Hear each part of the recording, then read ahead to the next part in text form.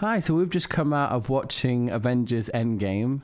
So this will be our non-spoiler discussion, but we will be placing, we can't wait to, me and Gary haven't actually spoken anything about the film as yet. At all. No, deliberately so that we can expel everything that we want to say, which will be part of our spoiler review content, which is exclusive to our podcast. So this will be a non-spoiler discussion, as said. So, but still be wary because, you know, we're trying our best not to spoil it, but we can't be 100% sure. Well, people won't listen to it if they think there might be spoilers. We'll make promise. We'll make a solid promise that there won't be any spoilers. Yeah, all right. We'll talk 100%. about whether we liked it or not. Yeah. We'll try not to give away any plot beats. Yeah, exactly. The first crucial thing to say is that if you followed the whole Marvel saga, this is an essential watch. There's no two ways about it. It's You're something. Gonna watch it either way, doesn't it? Well, yeah. I mean, obviously, and anyone who is a Marvel fan is going to watch whatever has a Marvel branded sort of stamp on it, but.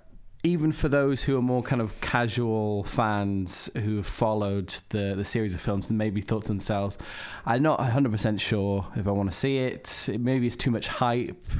It lives up to its hype. That's kind of what I can tell you without in any way spoiling it.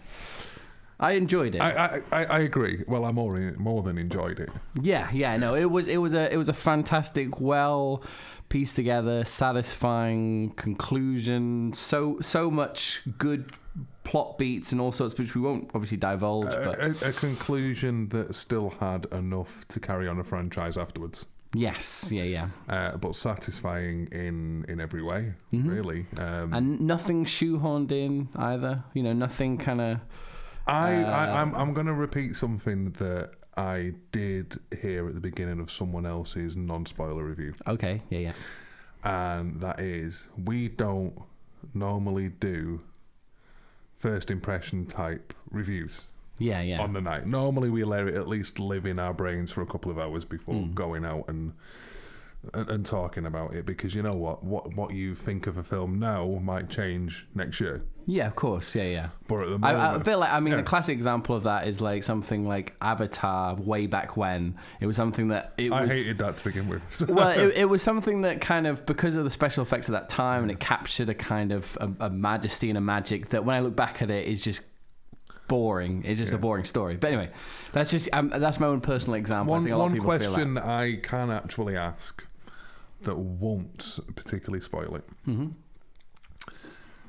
Better or worse than Infinity War? Or on par? There is a third, on par. I would say it was better, but you kind of needed a lot of the dynamics and the struggles from Infinity War to help assist. I mean, I know nothing about sport, but it's a bit like how when someone scores a goal and it all thanks to whoever assisted with passing it across, kind of thing. That's what Infinity War is. Infinity War's the assist, and Endgame was the actual goal scorer kind of thing. Well, Endgame is kind of derived from a sporting term, doesn't it? I think, anyway. Does it? Oh, right, okay. But I don't know because I don't really do sports. No, I wasn't quite sure if it was a biblical thing, like we're in the end game being a biblical. Who knows? If you do know, write down in the comments. I would say, to answer my own question, I would say the worst parts of Endgame, which are very few, the worst parts are on par with the worst parts of Infinity War. Yeah. And some of the best parts of Endgame do eclipse some of the best parts of Infinity War. I know that's really, really a little very straight down the line, not a very good kind of. But that's the best comparison I can give you for, like, say, pace and structure of the film. There's a lot of funny moments because it is a Marvel film. Yeah, of course. Yeah, and actually, all the funny moments, I actually found it a funnier film than Guardians, to be honest. Even though Guardians likes to think of itself as the most comical of the. It's funnier than Infinity War. It's funnier. It's It's not as dour as you'd expect. No. I mean, it can be.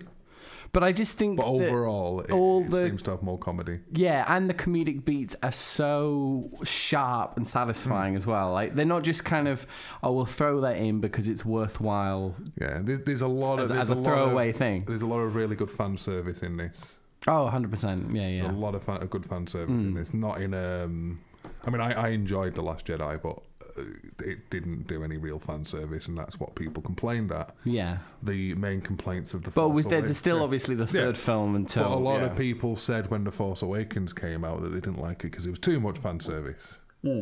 I think the Marvel films are very good at giving you just the right amount. Yeah, like it's tapping the table, you know. Yeah. So if that's audible. Well, I think it's also... Well, Marvel are kind of fortunate as well, is that there isn't a beloved series of Marvel films that predates the Marvel Cinematic Universe kind of thing. Obviously, they are, with Kevin Feige behind the wheel, they're doing their own... Feige, doing their own... I just like to call him Feige. It is Feige, but I just like yeah, he's kind of... The Godfather. Yeah, and he's steering the successful ship that hasn't existed before. The successful ship MCU. Yeah, the HMS MCU. Which is something that DC needs, is a Feige. Yes, that is true. Desperately, they need a Feige. Although we've still not seen Shazam. No. So we can't compare it to Shazam. No, we can't. I can say that it is better than Captain Marvel. But I definitely think it's the kind of, once again, non-spoiler, it's definitely the kind of film that, having watched it, if obviously, once people are more familiar with the story and they feel more capable of releasing merchandise that reflects the plot points, because at the moment everything is very kind of closed down. The merchandise that I saw that everyone was screaming spoilers wasn't actually spoilerific. No. All right. Okay. Well, which in itself, I suppose, is a slight spoiler, saying that the merch. But it's worth buying as a collectible because it's probably it's the only thing to do it. But it's the kind of film that I would actively. Yeah, I'd feel kind of pleased if I had like a poster or a piece of memorabilia from that film. It wouldn't be something that's like, why have I got this? Because a year from now I think, well, this film's pretty forgettable. It's an important film. It's just an important film. No matter if you end up forgetting, you won't forget it even if you thought it was just above mediocre, because it is a very important film. I don't think I've seen anything that has been this important in my whole life. I mean, The Dark Knight was kind of on the same level of importance, but that was not because of like 20-odd films worth of material, a build-up. Oh, yeah. This was, in The Dark Knight, it was just because, well, people saw it. I mean, I saw it, people saw it in the... Do you mean The Dark Knight Rises kind of thing, the ending of that trilogy? Second Dark Knight. The Dark Knight, the second Batman film. Do you mean as sorry, not as a conclusion to a story, just as an important cinematic kind of... I don't think there's been such a big event in cinema since maybe The Dark Knight, possibly Avatar, but I didn't fall for the scam of Avatar, even though James Cameron is like one of my favourite directors. Yeah, old Jimmy. And this film did start off with the trailers. The trailers, there was that, 21 Bridges with... directed by the Russo brothers. Starring Boseman. Chadwick Boseman. Boseman, yeah. So that was probably a lot more shocking to watch than a lot of Endgame, to be honest. Because it was kind of like, really? They did that? Basically, the film looks like a cop drama, a TV cop drama. I think in tone it had a lot, and it was very, very cinematic. But it basically and dark. Yeah, it was. I mean, the best reason also for bringing it up is it goes to prove that the Russo brothers have a career after Marvel kind of thing. In other words, they're not just simply they're not a directorial kind of mind. I mean, that film will not crap for all we know, but it looks good. It was worth throwing in because it's all relative. It shows that they can juggle different types of tones, which helped them a lot for Endgame and Infinity War. Yeah, definitely. I mean, obviously, if you're listening to this, you've seen Infinity War, and I've been thinking a lot about Infinity War recently. About not the film as a whole, but mainly just how they started off the film. How you go in, you sit down, you get into your nice, comfortable Marvel mindset, and then someone on screen, Thanos, beats the shit out of the Incredible Hulk. That was a masterstroke. Yeah. And there's a lot of them, throughout their tenure with Marvel. They just know how to frame the mood of something. But going, because I was which they frame Endgame very well in a lot of scenes without giving away any scenes. But just going back as my sort of final point, because otherwise I feel I'll Springer's final thought. Medwin's final thought. Enter into the end game of our Endgame spoiler-free review. Yeah, is that for me is definitely kind of leaving the film with a sense of awe and wonderment, and it's definitely a pop culture event or a cinema event or something like that. Something that, in terms of the last time I maybe experienced that, was, I think, I know Gary's Indian in the cupboard. Gary's not necessarily a fan, but it was reading the final Harry Potter book. It was like, right, it was published, it was released, and then there was a kind of a rush for people to get through the books, get to the end kind of thing. Yeah, you've noticed. But that for me was the closest thing to a kind of, you put down the book and you kind of go, wow, whoa, okay, well that's... Obviously, in the case of the Harry Potter books, that was literally the end, because it wasn't as if there was a continuation, per se. Yeah, but obviously, it's not an end. No, it was Marvel and Disney. It's they've got a whole another 5-year plan. This is going to carry on when. Yeah, this is going to carry on. But still, nonetheless, even if Marvel ended tomorrow with that film, it would still be an amazing kind of end point. It is a shame that there is never going to be an end point. No. Because you never get a conclusion. The only way there's ever going to be an end point to Marvel is if they end up booting it one day, because they end up making a slew of crap films. That's true. So but hopefully, for Marvel to end, we'd have to have it fall from the mantle quite harshly. But I think it's pretty safe. Like the X-Men franchise. Yeah, pretty much. I mean, the thing is, X-Men, we had Logan. I think they should have stopped at Logan. We won't count Deadpool, even though it's in the same universe, because Deadpool is kind of like an offshoot of X-Men, so we'll let them off. Because it doesn't really stand anywhere in the timeline, if you think about it.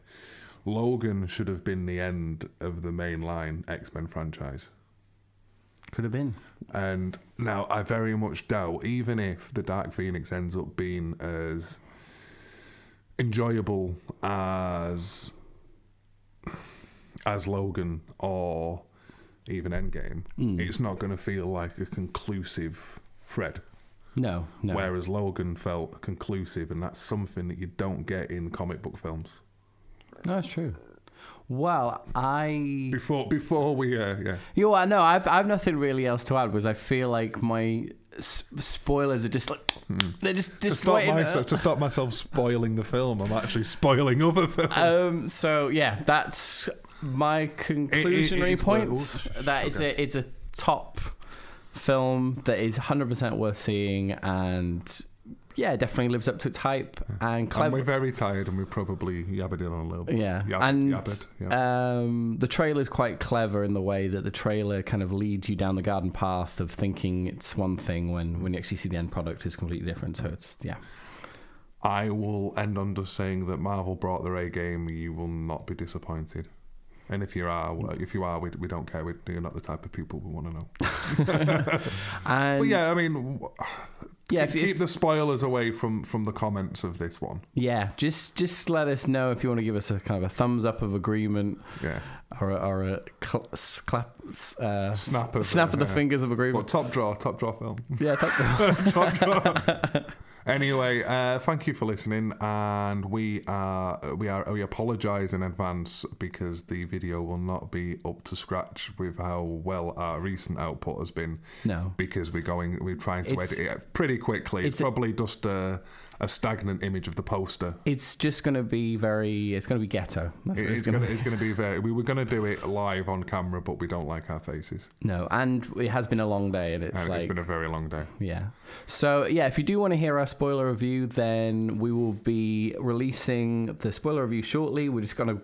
as soon as we finish recording this, we are going to go ahead and record it, and I can't wait to do that. So thank you very much for listening. Yeah. And don't forget to like and subscribe, and remember I just like the way you keep going and we're very tired. Hashtag Video Plaza Podcast. That will work on pretty much all of social media if you want to find us, and across the internet. All across the internet. Thanos didn't destroy half of this team up. No, he didn't. No. We're both there. Thank you for listening and enjoying game. Yeah.